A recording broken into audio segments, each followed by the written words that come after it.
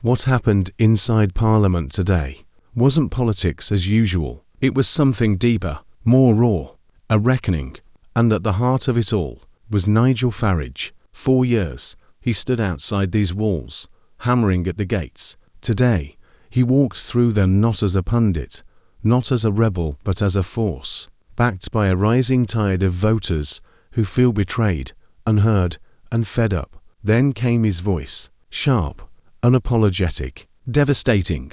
Farage didn't deliver a speech, he dropped a political bomb. He tore into Labour, not with cheap shots or rehearsed lines, but with something they weren't ready for, the anger of a nation behind him. He called them out for turning their backs on Brexit voters, for forgetting the working class, for speaking the language of elites, not everyday Brits. And for a moment, you could hear a pin drop. Even Keir Starmer, usually so composed, sat frozen, silent, because this wasn't just one man speaking. It was the voice of once loyal Labour towns, flipping, of voters who'd stuck with the party for generations, now walking away. These weren't swing seats, these were Labour strongholds, now a crumbling. By-election after by-election, voters sent a clear message: you failed us.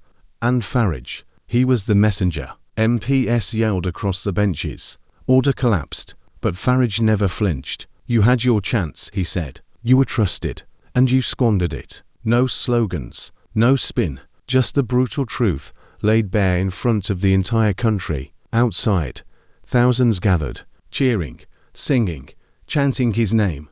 A movement was no longer simmering, it was roaring. From construction workers to pensioners, first-time voters to lifelong skeptics, Reform UK wasn't just gaining ground, it was lighting a fire. And Labour, they were scrambling. Insiders leaked frantic messages. We underestimated Farage, and we may have just lost the next election. Because this isn't just a moment, it's a shift, a tectonic crack in the foundation of British politics. The old order, it's collapsing, and in its place, a new voice is rising, one that doesn't speak from polished podiums, but from pub stalls, factory floors, and family dinner tables. This wasn't just a speech, it was a warning.